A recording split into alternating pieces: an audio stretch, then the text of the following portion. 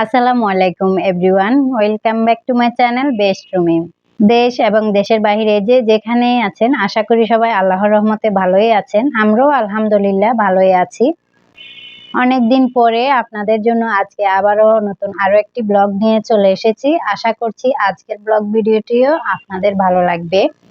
একটা লাইক দিয়ে শুরু থেকে শেষ পর্যন্ত দেখার অনুরোধ করছি। অনেকেই জিজ্ঞেস করেছেন, আপু তোমার কি হয়েছে, তুমি কি অসুস্থ, কি সমস্যা? তো সবার সবকিছুর অ্যান্সার দিতে চলে এসেছি। আসলে ১ থেকে ১.৫ মাসের মতো আমার উপর দিয়ে অনেক কিছুই হয়ে এসছে। তো কি হয়েছে না হয়েছে সবকিছু তো শেয়ার করবই। আশা করছি আপনারা আমার সাথেই থাকবেন। তো আমার না বলা কষ্ট বলেন বা কথা বলেন, সেগুলোই আপনাদের সাথে শেয়ার করব। আসলে অনেক দিদিরাই জিজ্ঞেস করেছেন, আপু তোমার কি হয়েছে, কি ধরনের অসুস্থ তুমি? তারপর আপুরা জিজ্ঞেস করেছেন। আসলে সবাইকে আলাদা আলাদা অ্যান্সার দিতে গেলে অনেকটা টাইমের ব্যাপার বা বুঝবেনও না। তো সেজন্য আমি চিন্তা করেছি ভিডিও আকারে দিলে আপনারা অনেকেই সতর্ক হবেন, যেহেতু আমার ইউটিউবে আপু ভাইয়ারা অনেকেই অলরেডি বিড়াল পালেন। তো তাদের জন্যই বিশেষ করে আপনারা একটু হলেও উপকৃত হবেন এই ভিডিওটা দেখার পরে। তো চলেন তাহলে মূল কথাগুলো শেয়ার করি। প্রথম কথা হচ্ছে, আমি তো প্রায় ৯ থেকে ১০ দিনের মতো আমাদের বাড়িতে গিয়েছিলাম। আপনারা সবাই জানেন আমি আমার ছোট বোনের বিয়েতে গিয়েছিলাম। তো বাড়ি থেকে আসার পরে আমি একটা ভিডিও শেয়ার করেছিলাম আপনাদের সাথে মনে হয়। এরপরে আরকি আমি আর কোনো ভিডিও শেয়ার করতে পারিনি। অবস্থাতেই ছিলাম না। সেইজন্য আরকি ভিডিও করা ছিল, বাট আমি এমনে সবসময় দেখা যায় যে আমার ভয়েস দিতে একটু অলসতা লাগে বা আমার আরো অন্যান্য কাজকর্ম থাকে, সেটা তো আপনারা কম বেশি জানেন। আমার আরেকটা চ্যানেল আছে, আমার কুকিং চ্যানেল নিয়ে কাজ করতে হয়। মাঝে মধ্যে হলেও একটু হলেও অ্যাক্টিভ থাকতে হয়, সেটা তো আপনারা জানেনই। আমার পেজ নিয়ে কাজ করতে হয় এখন। তারপরে হচ্ছে সাংসারিক কাজকর্ম আছে, বাচ্চাদের স্কুল খোলা, সেগুলো নিয়ে ব্যস্ত থাকি। আর আমি আমার ভার্সিটিতে একদমই যাই না। মেইন কথা হচ্ছে এইসব নিয়ে ব্যস্ত আমি। তো এগুলো নিয়ে আমার হাসব্যান্ড আবার আমার ভার্সিটিতে যে যাই না, ক্লাস একদমই করি না, সেটা নিয়েও প্রতিদিন বলে আরকি আমি যাই না কেন যাওয়ার জন্য। তো যাই হোক, সেগুলো অন্য ভিডিওতে বলবো। তা আজকে হচ্ছে আমি মেইন কথা আপনাদের সাথে শেয়ার করি, আমি কেন এতদিন ভিডিও দিই নাই, আমার কি হয়েছে। আমি আসলে তো বাড়ি থেকে আসার পরে ভালোই ছিল আমাদের ক্যাট। যেহেতু বিয়েতে গিয়েছি, আবার আমার মেয়ে কিন্তু খুব বেশি অসুস্থ ছিল, আপনারা জানেন অলরেডি। তো সেজন্য বিয়ের মধ্যে কিন্তু এই ক্যাট নিয়ে যাওয়া মোটেও সম্ভব না। এর মধ্যে আমার মেয়ে অসুস্থ। কোনোভাবেই গিয়েছি বিয়েতে, শুধু উপস্থিত ছিলাম। আমি কিছুই করি নাই বলতে গেলে। মানে আমাদের অনেক আশা আকাঙ্ক্ষা ছিল, এটা করব সেটা করব। যাই হোক, তো ভাগ্যে যেটা ছিল সেটাই হয়েছে। তাও বিয়েতে উপস্থিত ছিলাম, সেটাই আরকি। আসার পরে বিড়ালও ঠিক ছিল, আমাদের ক্যাটটা আরকি। তো হঠাৎ করে ১ সপ্তাহ যাওয়ার পরে ও হচ্ছে একদিন আচরণ খুবই খারাপ করে। ও বাইরে যাওয়ার জন্য অস্থির হয়ে পড়ে। সিঁড়িতে চলে গিয়েছে। তো আমরা ওইখান থেকে ওকে নিয়ে চলে এসেছি। আসার পরে ও অনেক রেগে গিয়েছে। মানে ও চিৎকার চেঁচামেচি, ওর আচরণ চেঞ্জ হয়ে যায়। তো এখন হচ্ছে ওকে বাহিরে যাওয়ার জন্য আমরা দিই নাই কেন, সেজন্য ও আরো বেশি রেগে গিয়েছে। তারপরে আমি কোনোভাবে বাহিরে আমি কতক্ষণ থাকবো, আমি ভিতরে এসেছি। রুমের ভিতরে আসার পর ও হচ্ছে আমাকে তাড়া করে আরকি। করে আমার হাতে হচ্ছে কামড় দেয়, আঁচড় দেয়। তা আমি ওকে কোনোভাবেই ছুঁড়ে ফেলে দিয়ে আমি বারান্দায় গিয়ে দরজা লক করে দেই। তারপরে হচ্ছে ও তো রুমের ভিতরে আছে।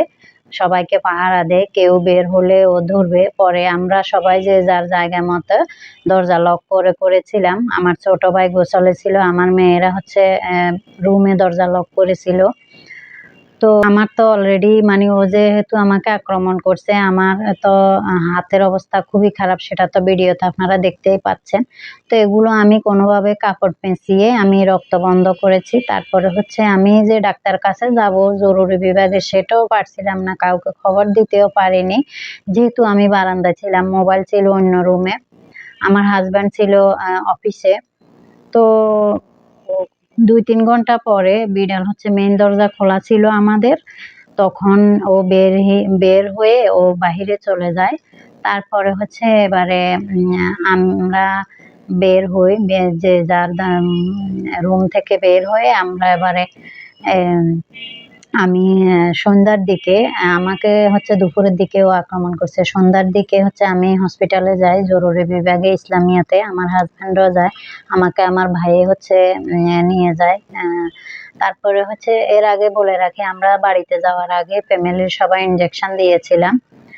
সেই জন্য আমি একটু কিছুটা হলেও মানে ভয় কাজ কম করছিল, যেহেতু আমার ইনজেকশন আগেই দেওয়া। তারপরেও ডাক্তার কাছে যাওয়ার পরে উনারা হচ্ছে ভালোভাবে আবার ট্রিটমেন্ট করেছে, ড্রেসিং করেছে, আমার সেলাই করতে হয়েছে। তারপরে আমার হাত তো ফুলে অনেকটা ব্যথা, একবারে ফুলে গিয়েছিল, অ্যান্টিবায়োটিক দিয়েছে।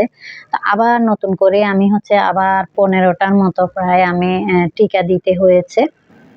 তো এই হলো অবস্থা আর কি। তো এই ভিডিওটা এই জন্যই শেয়ার করা, যারা হচ্ছে বিড়াল পালেন, ইউটিউবে অনেক আপু ভাইয়ারাও পালেন এখন। তো একটু ভালোভাবে এটা হচ্ছে টেক কেয়ার করা। একটু ভুল হলেই কিন্তু আপনার মানে জীবনও চলে যাবে এমন একটা অবস্থা। তো আমার কষ্ট হলো এই জায়গায়, ওরে আমি 1 বছর যাবৎ লালন পালন করেছি, ওই দিনও আমাকেই চেনে না এমন একটা অবস্থা। এখানে দেখেন ফিউর ছবি বাঁধাই করেছিলাম, এটা আজকে আমি ক্লিন করতে যাই হাত থেকে পড়ে ভেঙে গিয়েছে, গ্লাসটা দেখতেই পাচ্ছেন। তো সব জায়গায় ওর স্মৃতি আছে এখনো। ও যে আমাদের সাথে ভাব ভঙ্গিমা করতো, অনেক রং করতো, অনেক কিছু করতো, মানে বলার মতো না। যাই হোক, তো এই হলো অবস্থা আর কি। তো ওর কথা তো আমাদের অনেক মনে পড়ে। তবে ও আমার সাথে যেগুলা করছে অন্য কেউ হলে ওকে ওই দিনে মেরে ফেলতো। তো যাই হোক, তো আমাকে আক্রমণ করার পরে আমার হাজব্যান্ড হচ্ছে একজন ডাক্তারের সাথে কথা বলে, হসপিটালে যায়। তো ডাক্তার বলে ওকে হচ্ছে কিছুদিন গেলে টিকা দিতে হবে আরেকটা, তারপরে আবার হচ্ছে অপারেশন করতে হবে। তো যাই হোক, এগুলা বললো আর কি। তো আমার জীবনে এটাই হচ্ছে ভুল হয়েছে।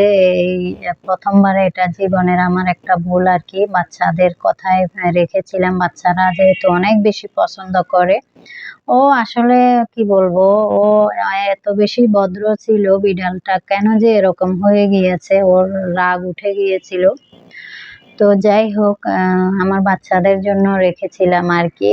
আসলে রাখতেই চাইনি, মানে অনেকবার আনা পরে রেখেছি। তো এই বিড়ালটা হচ্ছে আমাদের পাশের বাসায় ৩টা বাচ্চা দিয়েছিল। তো ৩টার পরে এটা আমরা আমার মেয়েরা এনেছিল আর কি। সিঁড়িতে একদিন কান্না করতেছে, ওর মা রেখে গিয়েছে, তখন এনেছিল। আনার পরে রাখতে ও আমাদের ছেড়ে আর কোথাও যায়নি, আমাদের সাথেই ছিল সারাক্ষণ।